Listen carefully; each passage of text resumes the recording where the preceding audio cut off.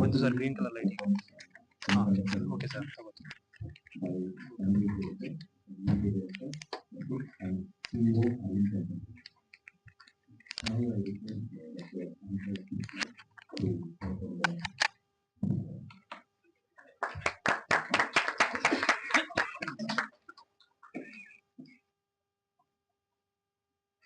Now I request Dr. Veena MD, Professor, Department of Engineering, to close our presentation.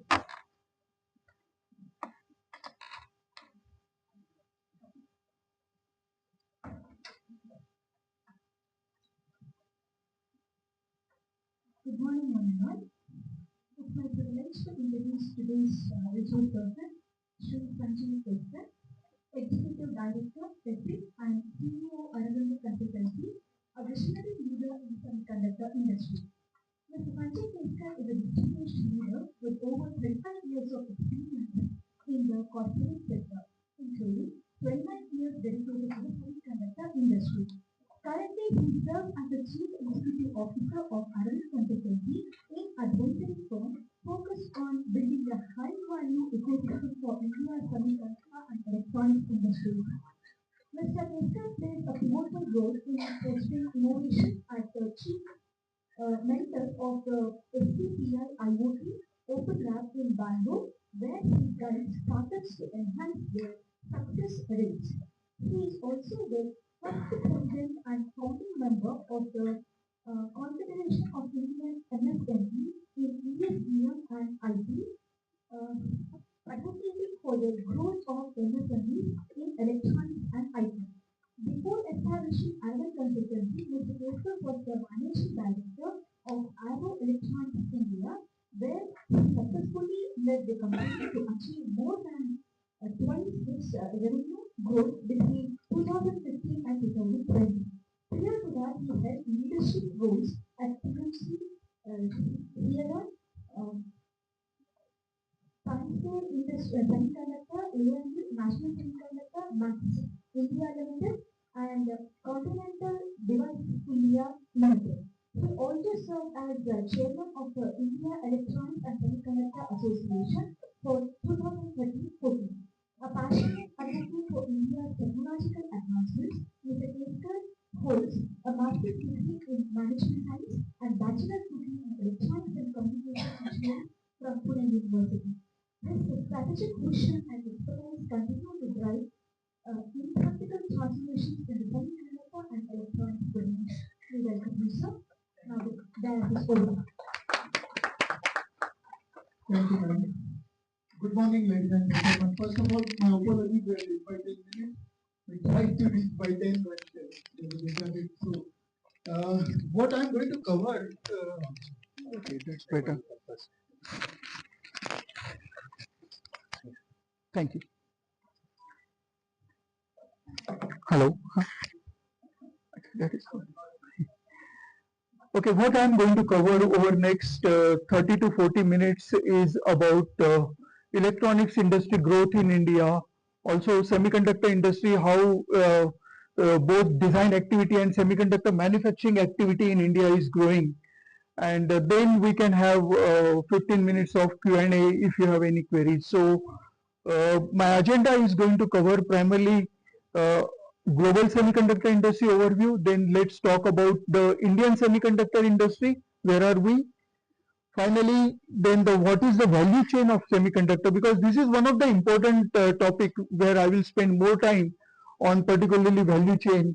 And then the fabless industry, how government is supporting, what are the government schemes to support semiconductor sector. And finally, what are the opportunities for engineering student into both semiconductor and electronics field.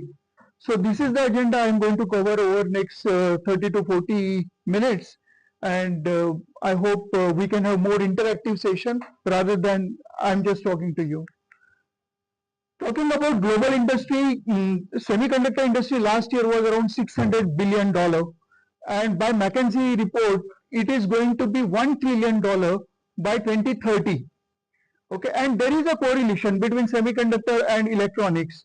Typically, semiconductor contributes 25% of electronics cost.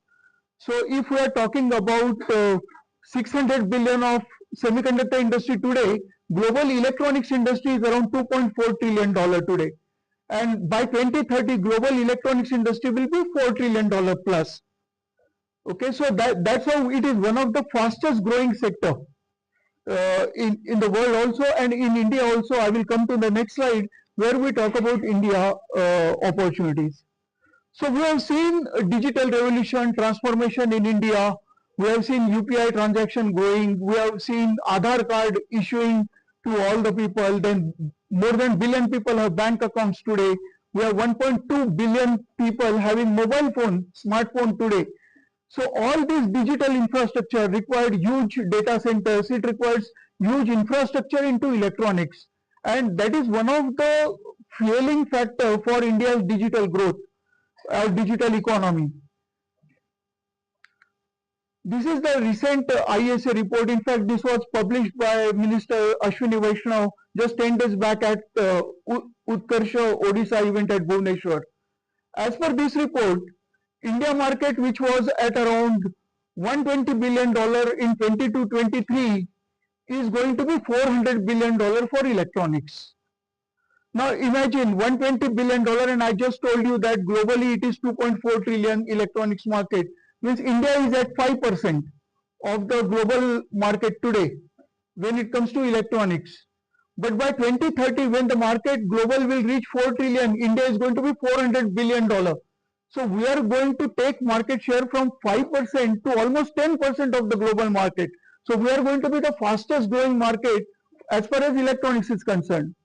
Means today we have 1.42 billion population and almost 400 million plus middle class population who is buying smartphones, laptops, tablets and all sort of electronic gadgets. Plus the infrastructure project.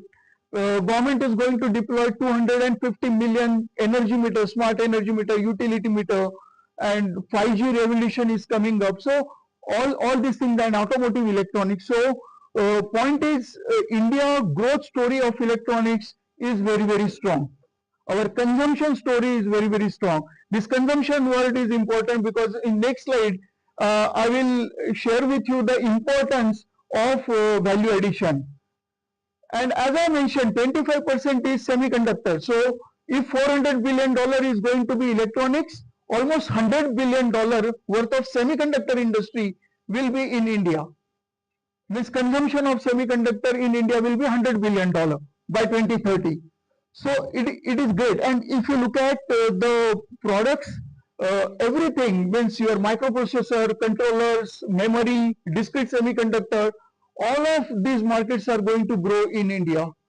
And the number one growth driver is definitely mobile phone, which contributes 40% of India total market. And then you have industrial electronics, automotive electronics, you have defense electronics, you have IT hardware, you have telecom infrastructure. So all these also contributes anywhere between 10 to 15% each. But number one driver is today mobile phone, which is almost 40% of the total market. Let me now tell you the India electronic hardware story first. You know, if you look at prior to 1996, frankly speaking, India was truly Atmanirbhar, what we are calling now to become Atmanirbhar. In electronics, India was Atmanirbhar before 1996.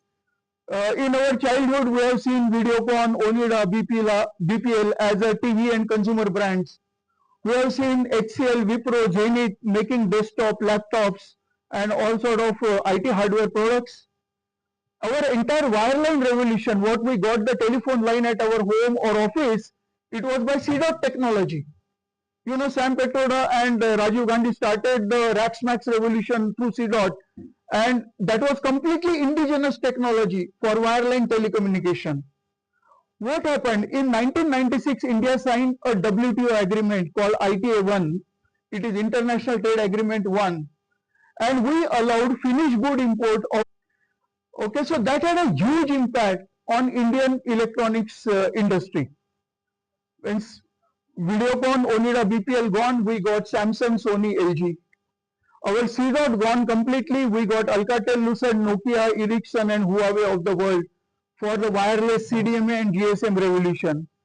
Your HCL, HCL, Zenith and Wipro, IT hardware gone, laptops gone. We got Dell, HP, Acer and Lenovo. So we started getting global quality products, but Indian hardware industry got a huge setback because of WTO agreement. And we started importing electronics in a very big way. Means by 2008-2009, our electronic import bill has gone beyond $50 billion. And then government realized that our number one import is oil and gas. Our number two import in India is gold. And electronic was growing at such a fast pace that government realized that if we don't do something for this hardware sector, our electronic import will be more than even oil and gas in 10 years. And then they realized that we have to do something for this sector.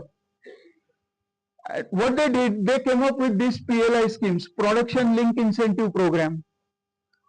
What it means that today manufacturing in China versus manufacturing in India, there are disabilities. Because China manufacturers get complete component kit just in time from the local supply.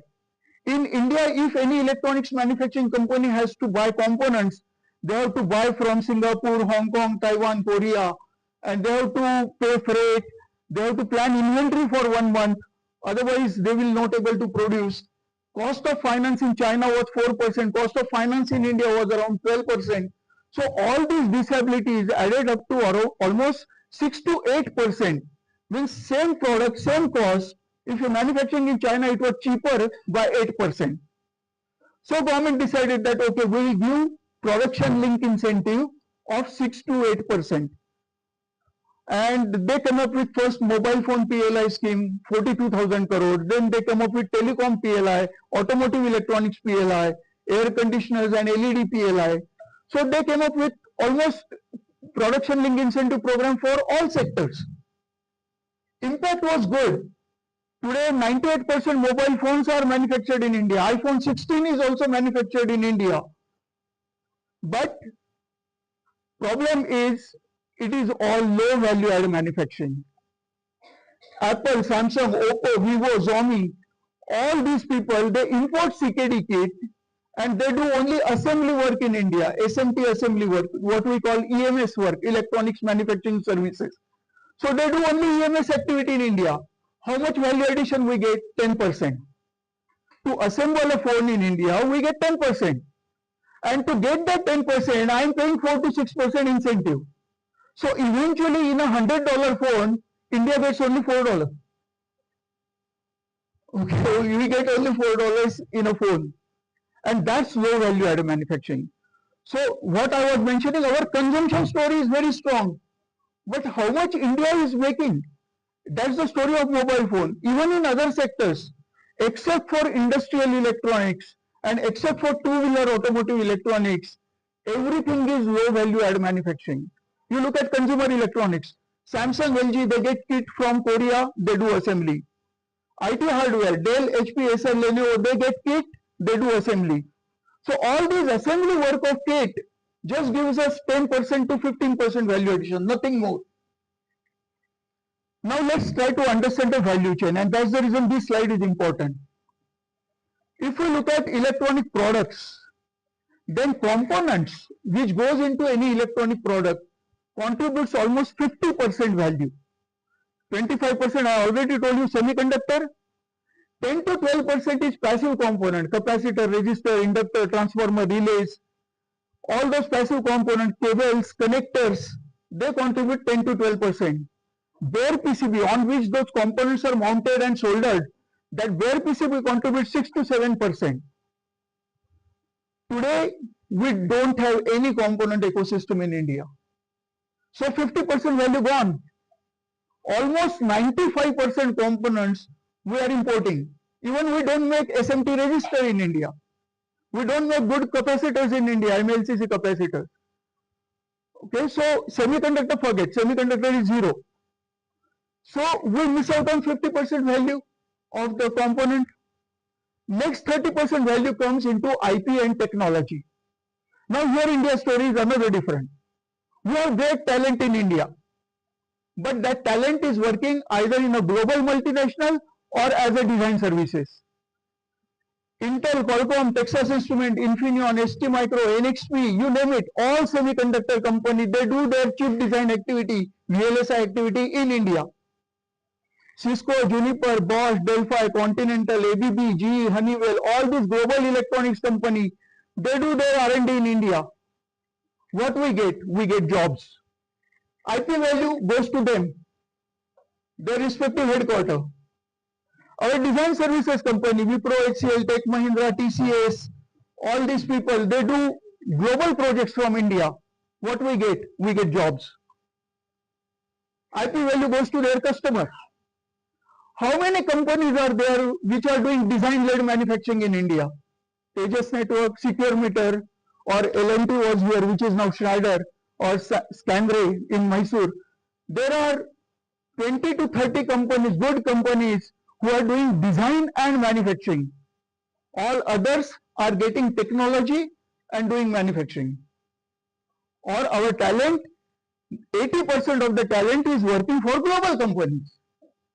So we miss out on 30% IP creation, we miss out on 50% of component. What we end up doing is only manufacturing, and that gives us 15% value addition. Now I told you $120 billion of electronics market last year. How much actually India made? Out of $120 billion, $40 billion was finished good import. That means completely finished good came to India. 80 billion was manufactured in India. Now 80 billion is manufactured at 15% value addition, total, average. So we made $12 billion. India in a $120 billion market, actually India made 12 billion. And this needs to be changed. How we can change it? First, we have to create a component manufacturing ecosystem. That's how the 50% value we can start recognizing. We have to support our startups, our entrepreneurs who are developing products and create IP in India, create technology in India. If I can do Cisco router design, why can't I develop the next generation router from India? Because so we have to focus on design. We have to focus on component manufacturing ecosystem, and that's the way we can build a high value added ecosystem. So this slide is very important. Our consumption story, as I told you, is extremely strong. We are going to buy electronics. Means that $120 billion to $400 billion as per the Ministry of IT report and ISA report. In that 120 billion is export. But still 280 billion will be India market. And that story is really strong. Even if we discount the export of $120 billion, $300 billion we are definitely going to do by 2030. And imagine, if I continue at 15% value addition, where will we? We'll recognize only $45 billion. Still, $250 billion of India will go out, forex. And this has to be changed. Okay? We have to create a high value added ecosystem for electronics and semiconductor. Let's come to semiconductor value chain. There are three elements here. One is definitely VLSI chip design, verification and chip design activity. On other hand, you have wafer fab technology and ATMP OSAT, where we do packaging of semiconductors. Now we don't have any wafer fab in India. Government of India has come up with a semiconductor policy where 50% incentive is given by central government, 25% incentive is given by state government. So in all 75% incentive is given by Government of India for semiconductor manufacturing. For chip design activity, they have come up with a DLI scheme, Design Link Incentive Program. But frankly speaking, again, the chip design activity, people are very happy to work for multinational companies because they pay handsomely, they decently, and there is no infrastructure available actually for those designers to really start something on their own, because EDA tools are expensive. There is no incubators or center of excellences available, good center of excellences available to do chip design activity. So people are more comfortable to work for multinational because their priority is they want to live a happy life. If there is no support available, why I should take risk in my life? I'll be happy to. Even I am I have started my own consultancy to support MSME and startups after spending 30 years in multinational. So once you have financial stability, then you can take a risk. But in your career time, definitely your top priority is to support your family, give good education to your kids. So you will prefer to do a good job. If there is no risk-taking ability, why I should take a risk in my life? So problem is government is spending money. Okay, government has spent 42,000 crore rupees on mobile phone PLI. What we have achieved? The day you will stop this PLI incentive, same Oppo, Vivo, Xiaomi will go back to Vietnam, go back to China. So this incentive should be linked to value addition. First year I will give for kit assembly. Second year you show 10% value addition. Third year you show 20% value addition. Then only you will get incentive. So money is getting spent, but it should be prioritized. Means $10 billion semiconductor budget. How much budget is allocated to design? Only 100 million. 9.9 billion is given to manufacturing. Now a company like Micron, who is setting up ATMP in Gujarat, it's a global company, $2.8 billion project, $2 billion Indian government is giving to Micron. My point is, yes, we need semiconductor, we need pilot project of global nature. But how to prioritize money is definitely a question, and that needs to be addressed. That we should be spending more money on design, because that is my strength. My today's strength of India is talent. Why I can't spend money on product innovation rather than giving it to Micron? Means these are my views, but point is we have to really prioritize on design. Manufacturing is not our forte, frankly speaking. Companies like TSMC, UMC, Global Foundries, which are global leaders into semiconductor manufacturing, they have reached so far, so deep into this technology that to catch up when you are starting at zero is going to be very, very difficult. Just to tell you that 20 years back we were talking about 130 nanometer technology, then migrated to 90 nanometer, 65 nanometer, 45 nanometer. You know, the latest chip of NVIDIA or Intel or Qualcomm is on how many nanometer? 3. 3 nanometer. To set up a 3 nanometer fab, you require $15 billion. India doesn't have a 45 nanometer fab today. Okay. So my point is, yes, we have to create, we have to be Atmanirbhar even in semiconductor fab. But again, there, what are our priorities? Our priority should be discrete semiconductor, analog semiconductor, not like making a memory chip or not like making something high-end processor chip. We should define a roadmap that first we will create MOSFET, transistor, diodes. Okay, those are on discrete technology at 45 nanometer. Then we should move to analog chips, operational amplifiers, power chips. Okay, those are not on 3 nanometer. They are still on 28 nanometer and above, and they will remain. Power chips will not move to 3 nanometer in lifetime. So we should invest and focus around the technology which are stable, which doesn't require high investment like $15 billion. Analog fab can be set up in $1 billion. Okay, and analog chips requirement is 20% out of the total semiconductor. So can we focus on those priority chips? Can we define what are those priority chips? So in semiconductor value chain, our strength is VLSI design. And you know, semiconductor changes every 3 years. It firstly moves from some smaller nanometer technology. Also the integration of semiconductor always happens. We call it as a system on a chip or ASICs. Okay, we can focus on developing next generation SoC, system on a chip, because every 3 to 4 years things are going to change. Why can't we define a roadmap to decide what are the priority chips? Now RISC-V architecture is the future.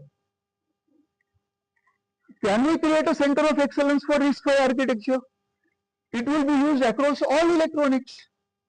Let's take a leadership position into RISC-V. Which someone has to really decide that, okay, if I miss this bus, okay, when is the next bus? Can I catch that bus? And can I start working towards that? That at least I don't miss that after 3 years.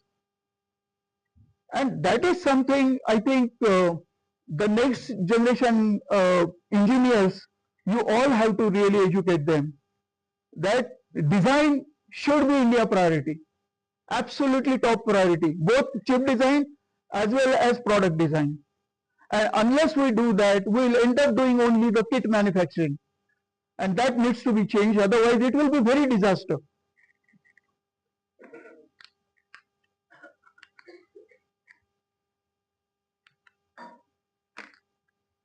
So I told you we will be reaching $400 billion. What are those growth drivers which will be taking us to $400 billion?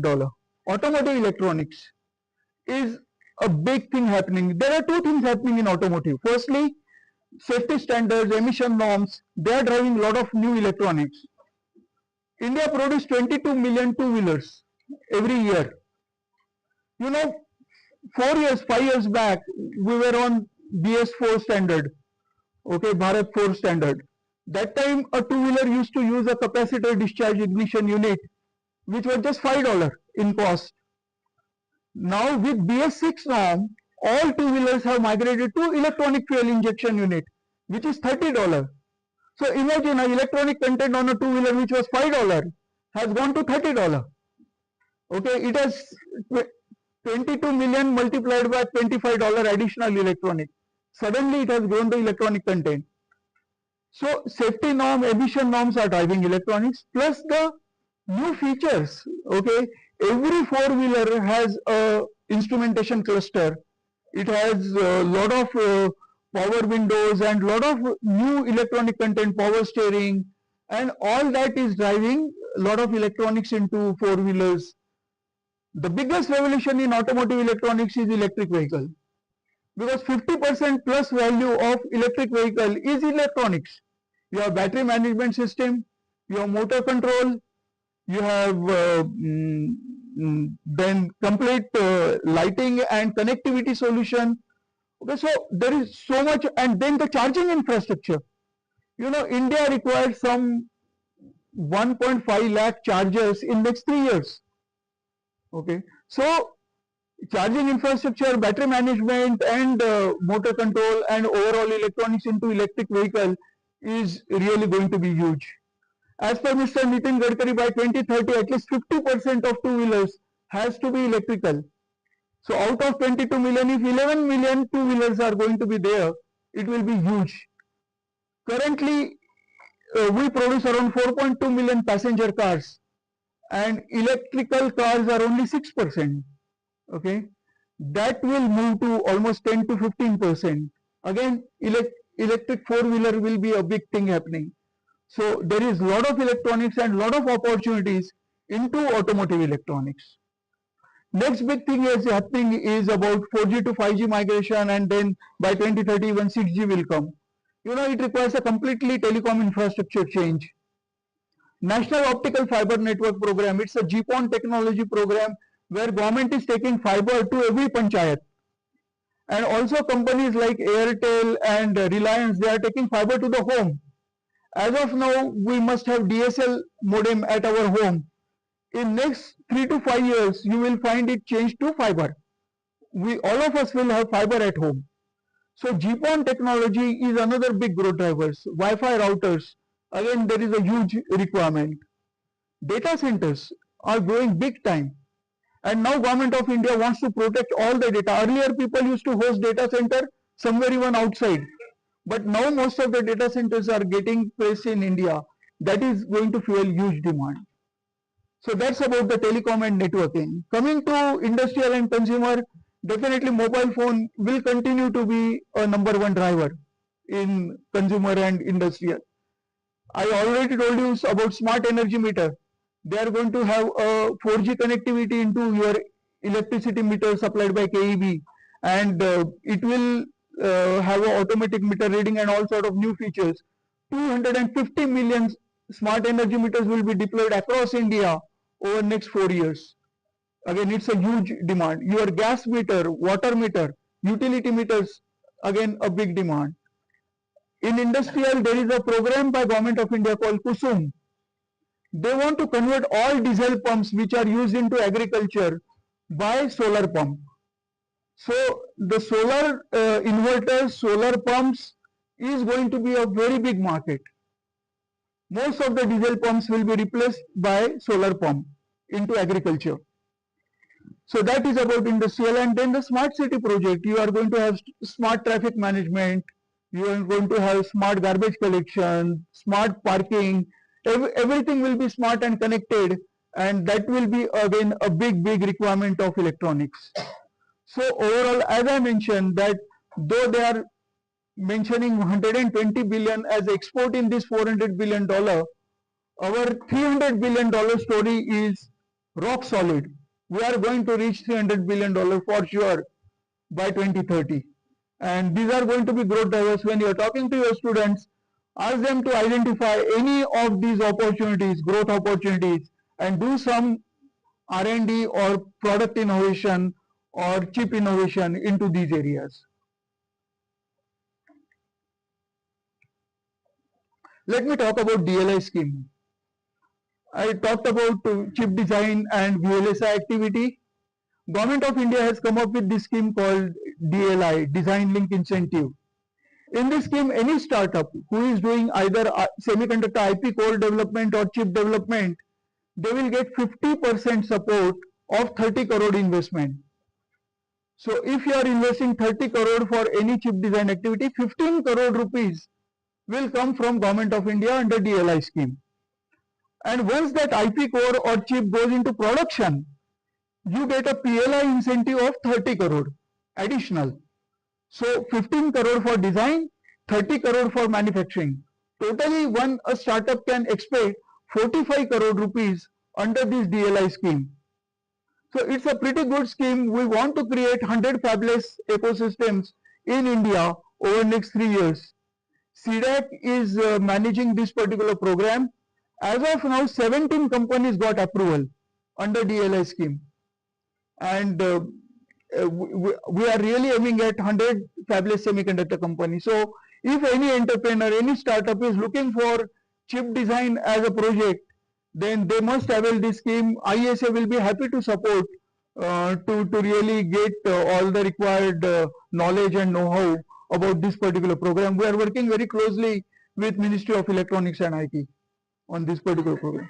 But it's a very good scheme launched by Government of India.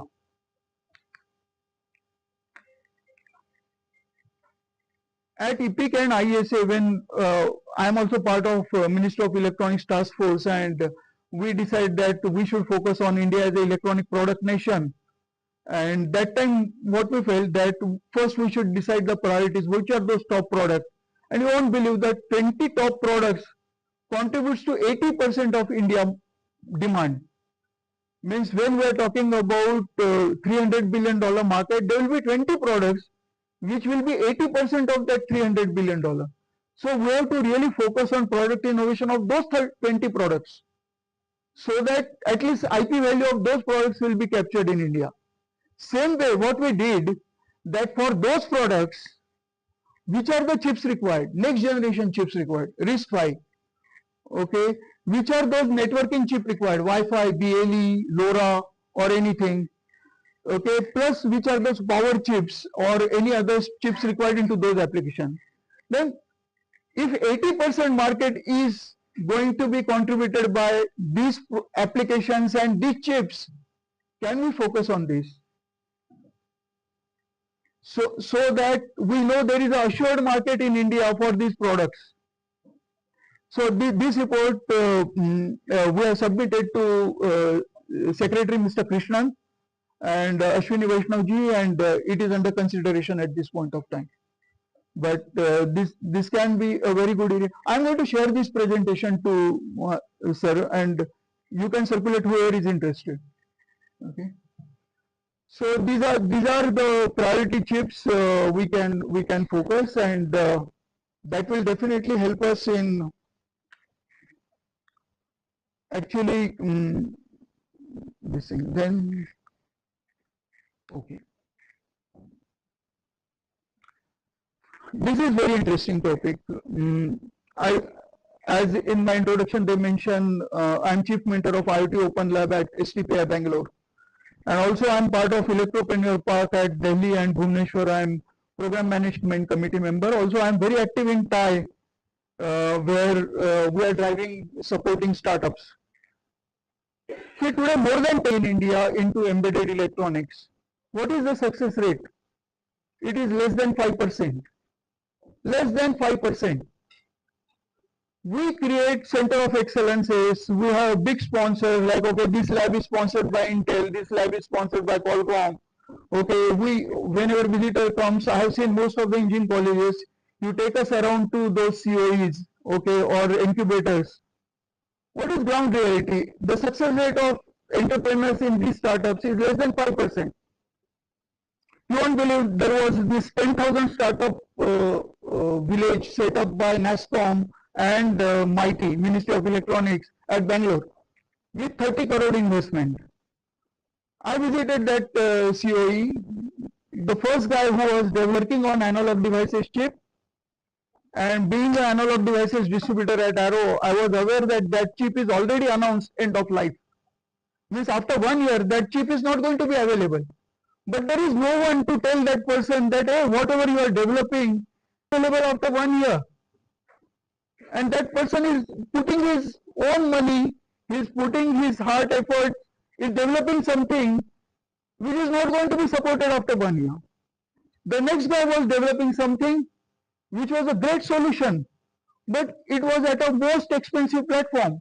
Means he will create a prototype, he will create a POC, proof of concept, but he won't able to sell.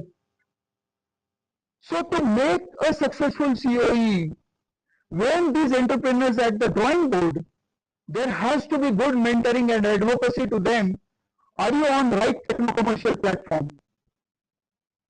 Okay. Have you talked to your customers whether they need what you are developing? What is your differentiator? Half of the startups come up with a Me Too product idea. Oh, this product is available.